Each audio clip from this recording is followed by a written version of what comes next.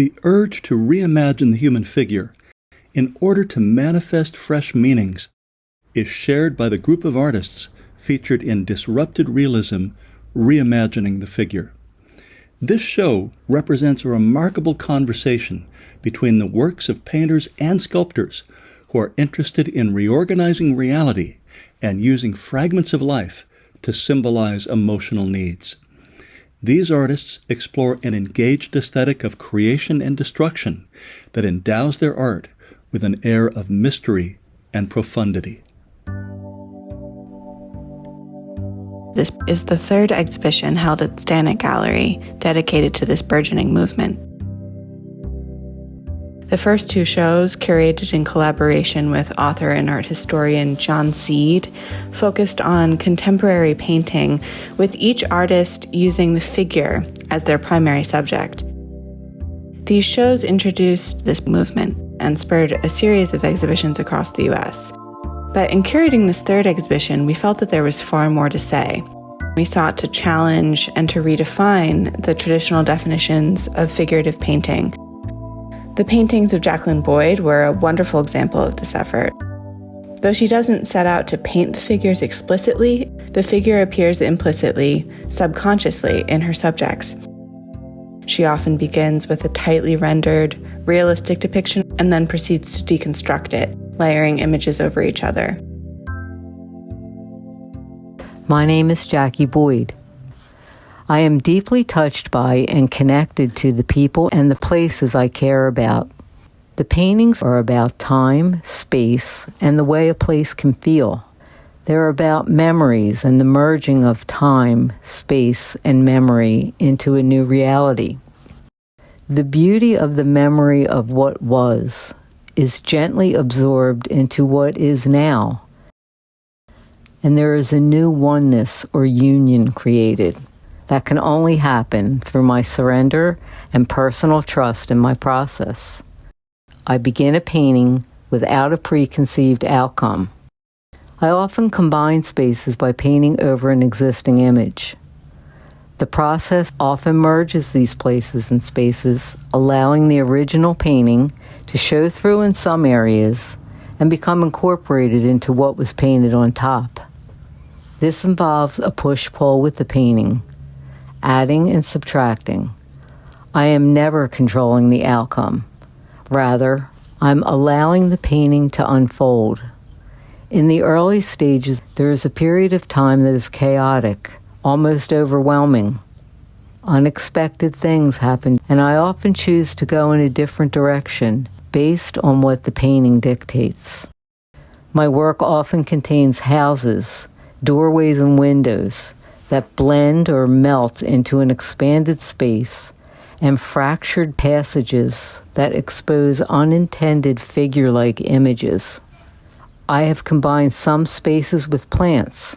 The plants were drawn over top of finished interiors, and the two spaces became fused into a new image. The plants are living memories of people and loved ones, infusing humanness into the work, and enriching the new image with life and dissolving or blurring the passage of time.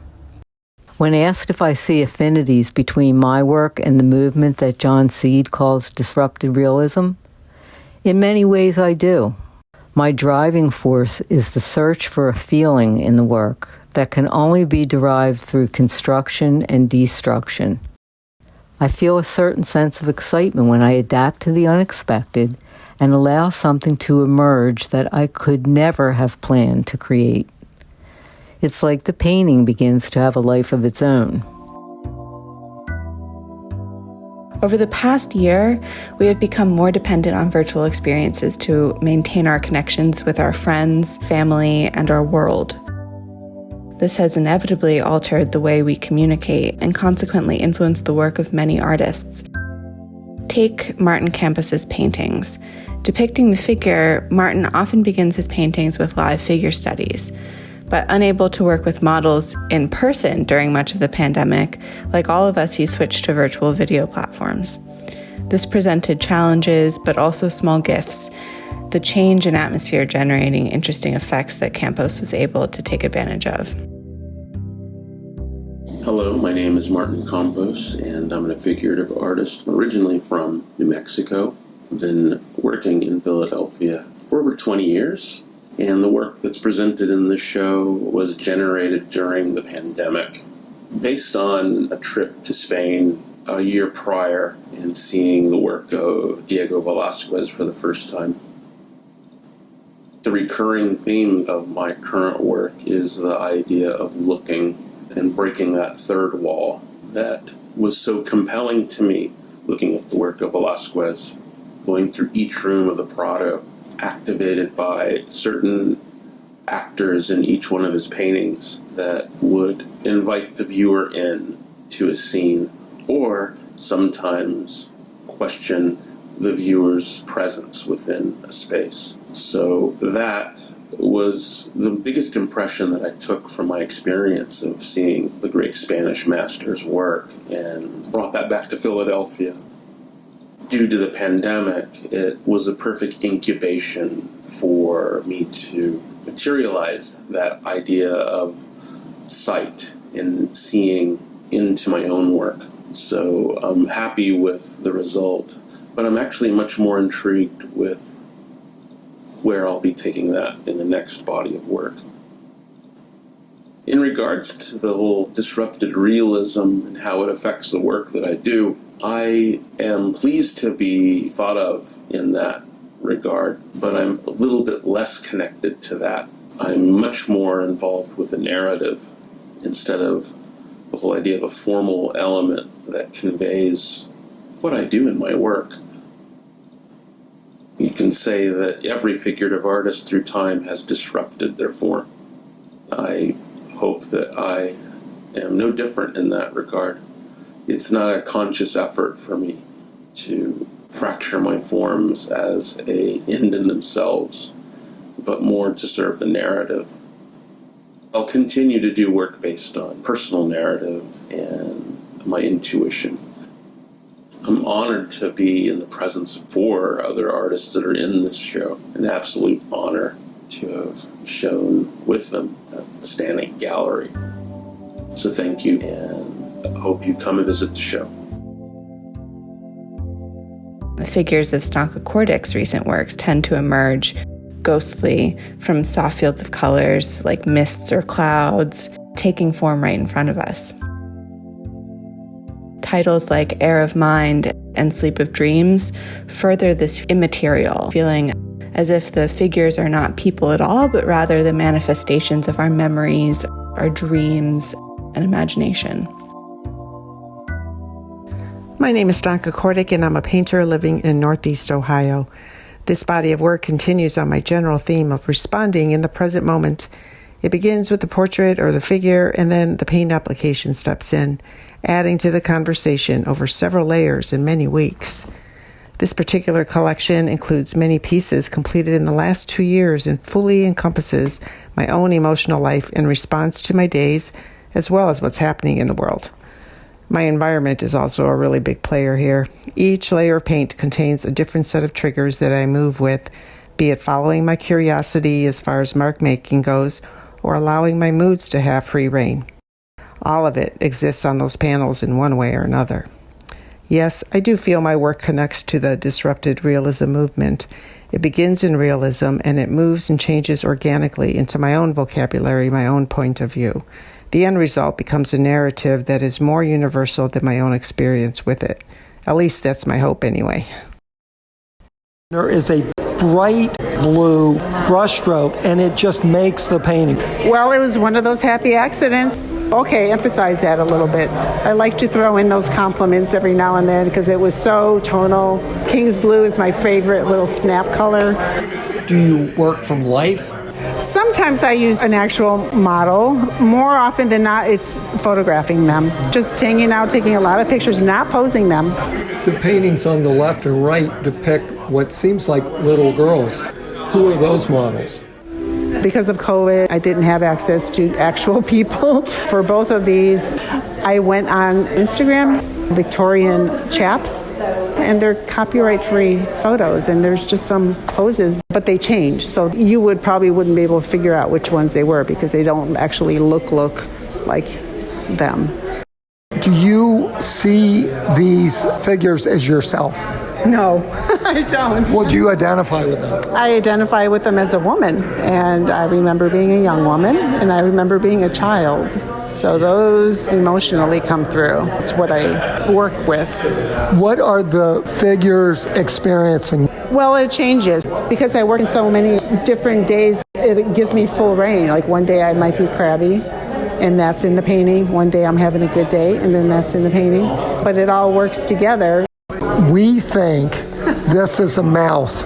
A mouth? No, I didn't intend that. But do you see it? I do. I know. People see different things. I know. I just think abstractly, or I'm thinking about balance and rhythm. So you're not embracing the paranoid, schizophrenic, art-loving community? No, I embrace everybody. Whatever you want to see is fine by me. Somebody looked at one of my paintings and mentioned, I like how you put the baby Jesus on top of her head. And I'm like, oh, okay, you're welcome. I don't know. I didn't do that on purpose. But what happens with these, they're not my story necessarily. They're the viewers. I think everybody that looks at it will see something different. The inclusion of sculpture was important from the start of our curatorial process, with two artists, Katherine Stanek and Rolf Jacobson, clearly working with disruption in their forms. Stanek's Becoming series, focusing on disruption of the contemporary figure, and Jacobson's works depicting ever-relevant stories of mythology in new, highly contemporary and disrupted ways. Hi, I'm Katherine Stanek.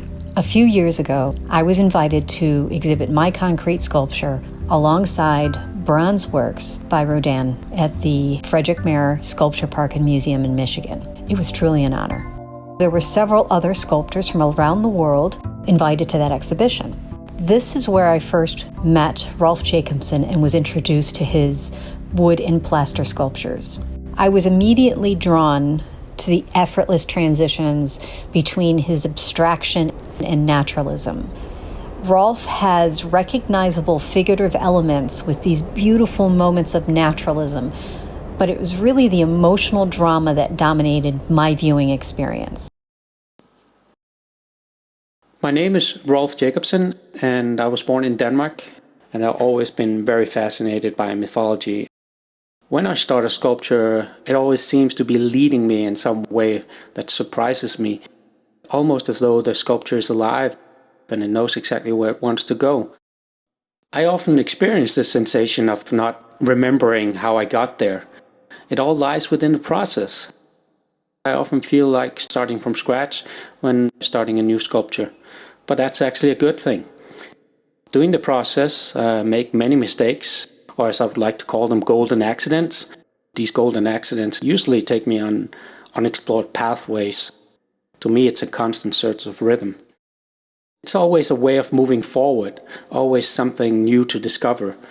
And if you look very carefully, you can see the different directions that the sculpture has taken during the time that I worked on it. Rodin's work had always intrigued me, even before I became an artist. It was that power and intensity that resonated with me.